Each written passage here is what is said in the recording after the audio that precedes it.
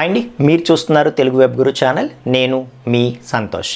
ఈ లెక్చర్లో మనం పైథాన్ యూజ్ చేసి వెబ్ అప్లికేషన్స్ ఎలా డెవలప్ చేయాలి అనేది కొత్త కోర్స్ ఒకటి స్టార్ట్ చేయబోతున్నాము.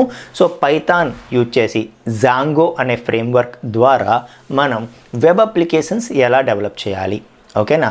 రైట్. సో అసలు వెబ్ అప్లికేషన్ అంటే ఏంటి అన్న దగ్గర నుండి మనం ప్రాజెక్ట్స్ డీప్ లెవెల్లో డెవలప్ చేసే వరకు ప్రతిదీ చూస్తాము. మనం ఓన్గా 2-3 ప్రాజెక్ట్స్ కూడా ఈ కోర్సులో డెవలప్ చేస్తాము. మీ సైడ్ నుండి కావాల్సింది ఏంటంటే మీరు ప్రాక్టీస్ చేయాలి, ఓకేనా? సో చూసేసి అర్థమైపోయిందని వెళ్ళిపోకూడదు. ఎందుకంటే మిగతా కోర్సెస్ లాగా కాదు. కోర్ పైథాన్ ఉందనుకోండి, అది మనం నాలెడ్జ్ కోసమే నేర్చుకోవాలి. దానివల్ల ఎక్కువగా జాబ్ ఆపర్చునిటీస్ అనేవి ఉండవు. కానీ ఇప్పుడు ఈ కోర్స్ ఏదైతే ఉందో పైథాన్ వెబ్ డెవలప్మెంట్ అనేది చాలామందికి లైఫ్ ఇస్తుంది ఫ్రెండ్స్, ఓకేనా? సో జాబ్ ఆపర్చునిటీస్ చాలా పెంచుతుంది మీకు, ఓకేనా? సో స్టూడెంట్ లెవెల్లో ఉన్న వాళ్ళు కానీ, వేరే ఫీల్డ్లో ఉండి దీనికి షిఫ్ట్ అవ్వాలి, వేరే టెక్నాలజీలో ఉండి పైథాన్కి షిఫ్ట్ అవ్వాలి అనుకునే వాళ్ళకి కానీ ఈ కోర్స్ అనేది ఒక చాలా మంచి యూస్ఫుల్ అవుతుంది, ఓకేనా? సో మీరు ప్రాక్టీస్ చేయడం మర్చిపోకండి. అట్ ద సేమ్ టైం ఈ కోర్స్ స్టార్ట్ చేయడానికి ముందు మీకు core Python, HTML, CSS, Java script ఆ మాత్రమైనా తెలిసి ఉండాలి. ఒకవేళ మీకు తెలియకపోతే మన ఛానల్ ప్లేలిస్ట్స్లో ఆ కోర్సెస్ అన్నీ అవైలబిలిటీ ఉన్నాయి. మీరు అవి చూసిన తర్వాత ఇక్కడికి వస్తే మీకు బెటర్గా అర్థమవుతుందన్నమాట, ఓకే?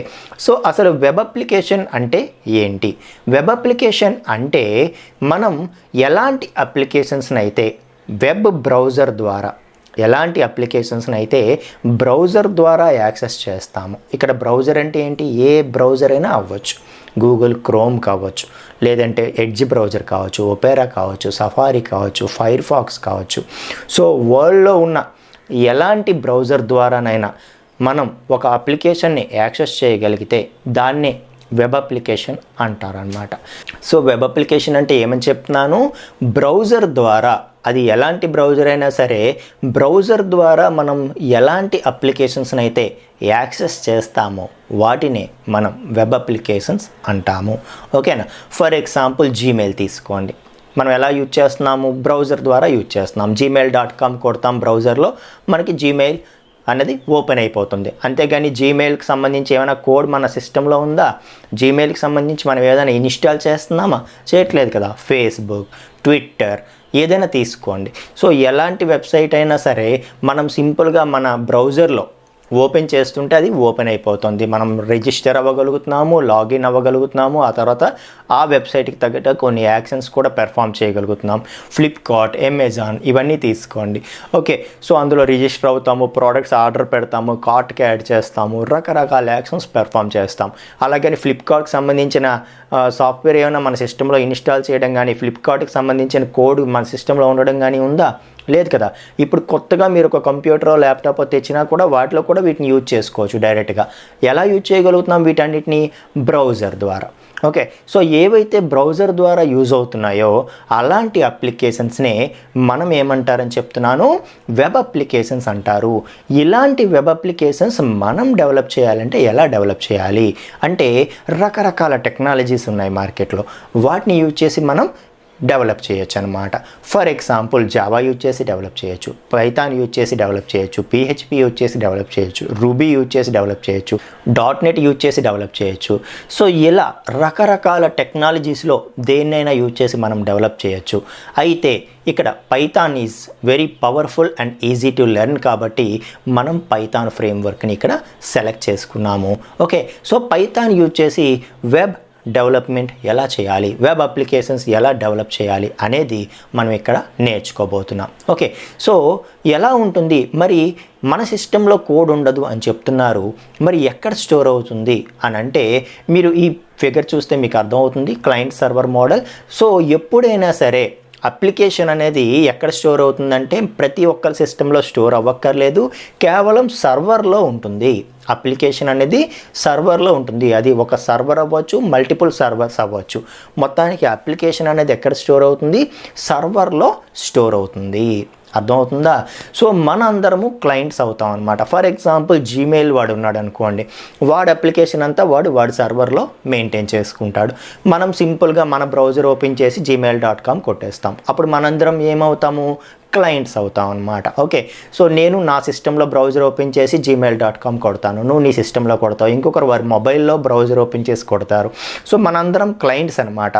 సో మనం రిక్వెస్ట్ కొట్టగానే వెంటనే మన రిక్వెస్ట్ అనేది ఎక్కడికి వెళ్తుంది? జీమెయిల్ సర్వర్కి వెళ్తుంది అనమాట. సో ఆ జీమెయిల్ సర్వర్లో ఏదైతే సాఫ్ట్వేర్ అప్లికేషన్ ఉందో అది మన రిక్వెస్ట్ని తీసుకొని, ఓహో వీడు జీమెయిల్ పేజ్ అడుగుతున్నాడు అని చెప్పి మనకి పేజ్ని పంపిస్తుంది. వెంటనే మనకి జీమెయిల్ లాగిన్ పేజ్ వస్తుంది అనమాట. సో రాగానే మనం ఏం చేస్తాం? యూజర్ ఐడి పాస్వర్డ్ ఎంటర్ చేసి సైన్ ఇన్ కొడతాం.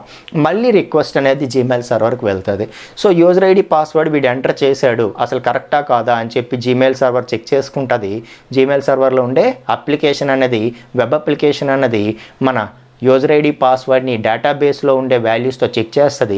ఒకవేళ అది కరెక్ట్ అయితే మనకి మన ఇన్బాక్స్ని చూపిస్తుంది, లేదంటే your user ID password is incorrect అని చెప్పి మనకు ఒక ఎర్రర్ని చూపిస్తుంది. మొత్తానికి ఇలా ఏంటంటే మనం ఏమి యాక్షన్ పెర్ఫామ్ చేసినా వెబ్ అప్లికేషన్లో అది ఒక రిక్వెస్ట్ రూపంలో ఆ సర్వర్కి వెళ్తుంది. అక్కడ నుండి రెస్పాన్స్ అనేది మనకి బ్యాక్కి వస్తుంది. సో ఈ రిక్వెస్ట్ని తీసుకొని రెస్పాన్స్ని క్రియేట్ చేయడం ఇదంతా ఎవరి బాధ్యత అంటే మన వెబ్ అప్లికేషన్ది. సర్వర్లో ఏదైతే అప్లికేషన్ ఉందో ఆ అప్లికేషన్ వచ్చిన రిక్వెస్ట్ని తీసుకొని ప్రాసెస్ చేసి రెస్పాన్స్ని క్రియేట్ చేసి పంపిస్తూ ఉంటుంది అనమాట బ్యాక్కి. ఓకే, సో అలాంటి ఒక వెబ్ అప్లికేషన్ని మనం ఎలా క్రియేట్ చేయాలి? ఓకే, ఎలా క్రియేట్ చేయాలి అంటే మనం పైథాన్ జాంగో ఫ్రేమ్వర్క్ యూజ్ చేసి దాన్ని డెవలప్ చేయొచ్చు. అయితే ఒక వెబ్ అప్లికేషన్ డెవలప్ చేయటం అంటే అందులో 2 డిఫరెంట్ రోల్స్ ఉంటాయి ఫ్రెండ్స్. అవి ఏంటి అంటే ఒకటి వెబ్ డిజైనింగ్ అయితే ఇంకొకటి వెబ్ డెవలప్మెంట్ అనమాట. ఏమని చెప్తున్నాను? ఒకటి వెబ్ డిజైన్ అయితే ఇంకొకటి వెబ్ డెవలప్మెంట్. సో ఒక హౌస్ కన్స్ట్రక్ట్ చేస్తున్నప్పుడు మనకి ఆర్కిటెక్ట్ అనేవాడు ఉంటాడు, డెవలపర్ బిల్డర్ అనేవాడు ఉంటాడు, అంతేనా? సో ఆర్కిటెక్ట్ అనేవాడు ఏం చేస్తాడు? నీ హౌస్ ఇలా ఉంటే బాగుంటుంది అని చెప్పి ఒక డిజైన్ క్రియేట్ చేసి ఇస్తాడు. సో దానికి లైఫ్ ఇస్తూ ఆ విధంగా ఫాలో అయ్యి కట్టేవాడు బిల్డర్. సో ఎలాగైతే మనకి ఆర్కిటెక్ట్ బిల్డర్ అనే వాళ్ళు ఉన్నారో ఇన్ ద సేమ్ వే ఒక వెబ్ అప్లికేషన్ డెవలప్ చేయాలంటే మనకి వెబ్ డిజైనర్స్, వెబ్ డెవలపర్స్ ఉంటారనమాట. సో వెబ్ డిజైనర్స్ తాలూకా పని ఏంటి అని అంటే వీళ్ళు ఎప్పుడూ కూడా మన అప్లికేషన్ అందంగా ఉండేలాగా, లుక్ అండ్ ఫీల్ బాగుండేలాగా, వచ్చిన విజిటర్ అనేవాడు మన వెబ్సైట్స్కి ఎక్కువసేపు విజిట్ చేసేలాగా, అక్కడే ఉండి అన్ని లింక్స్ చూసేలాగా, ఇంటరాక్ట్ అయ్యే విధంగా వాడిని చేయాలంటే ఎలా చేయాలి అనే బాధ్యత వెబ్ డిజైనర్స్ మీద ఉంటుంది. అలాగే ఆ డిజైన్ క్రియేట్ అయిపోయిన తర్వాత దానికి లైఫ్ ఇచ్చేది వెబ్ డెవలపర్ అనమాట. అంటే సో వెబ్ డిజైనర్ ఏదైతే లుక్ అండ్ ఫీల్ క్రియేట్ చేస్తాడో దానికి లైఫ్ ఇచ్చేది వెబ్ డెవలపర్ అనమాట. ఓకే, సో వెబ్ డిజైనర్స్లో కూడా రకరకాల రోల్స్ ఉంటాయి, వెబ్ డెవలపర్స్లో కూడా రకరకాల రోల్స్ అనేవి ఉంటాయి అన్నమాట. సో వెబ్ డిజైనర్స్లో ఫర్ ఎగ్జాంపుల్ యూఎక్స్ డిజైనర్స్ అంటాము, యూఐ డిజైనర్స్ అంటాము.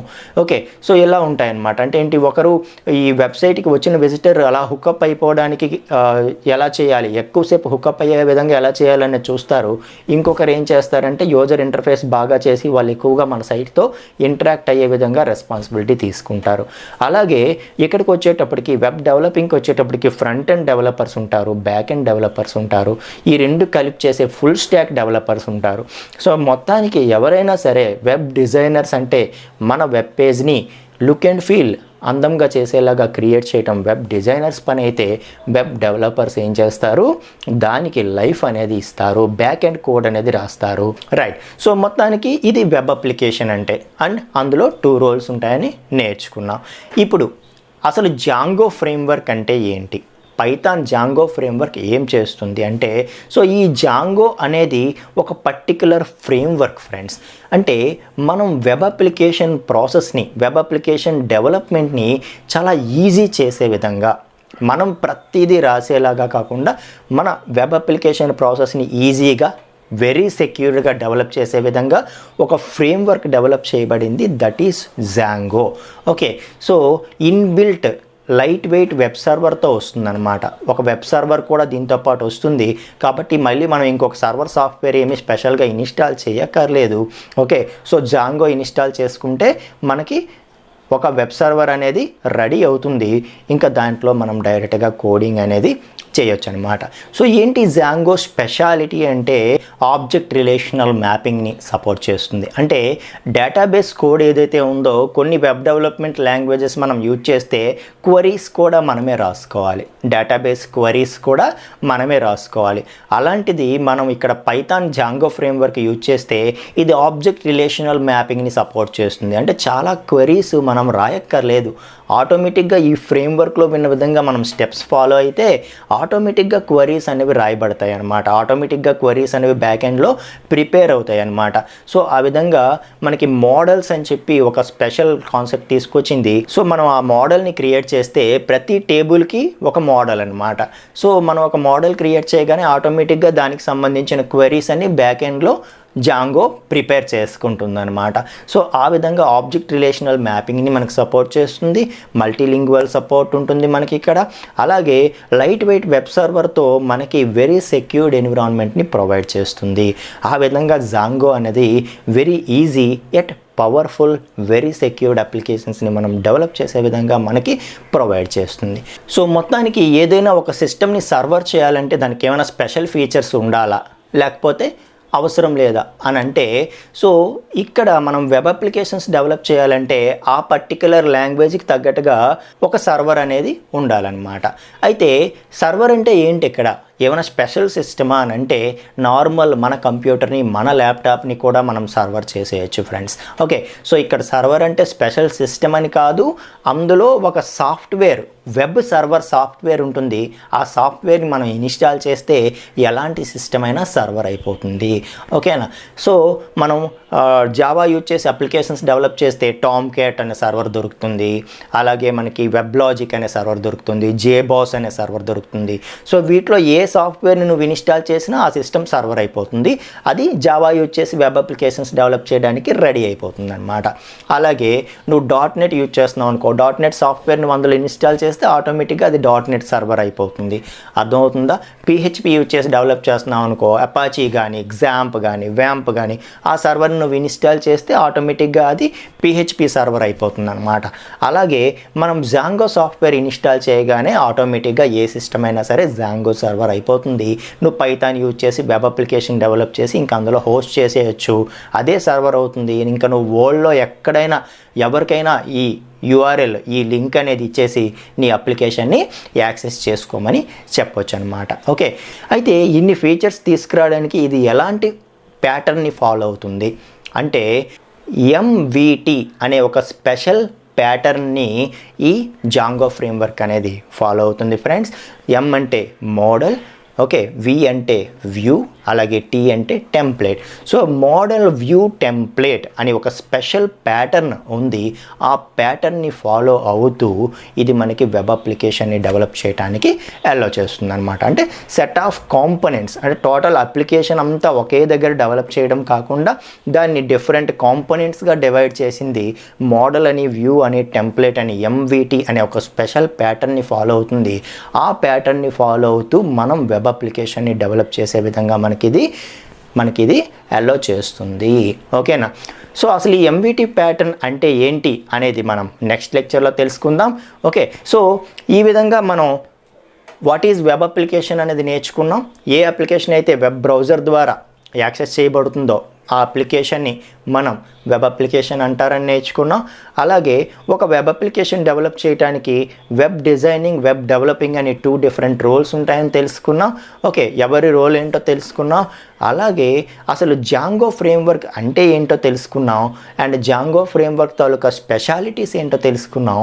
అండ్ దానితో పాటు అసలు జాంగో ఫ్రేమ్వర్క్ అనేది ఇంత ఫీచర్స్ని మనకి ప్రొవైడ్ చేయడానికి ఏ ప్యాటర్న్ని ఫాలో అవుతుంది అంటే MVT అనే ప్యాటర్న్ని ఫాలో అవుతుంది, మోడల్ వ్యూ టెంప్లేట్ అనే ఒక ప్యాటర్న్ని ఫాలో అవుతుంది అని కూడా నేర్చుకున్నాం. అసలు MVT అంటే ఏంటి, ఈ మోడల్ అంటే ఏంటి, వ్యూ అంటే ఏంటి, టెంప్లేట్ అంటే ఏంటి అనేది నెక్స్ట్ లెక్చర్లో మనం నేర్చుకుందాం ఫ్రెండ్స్. Thank you.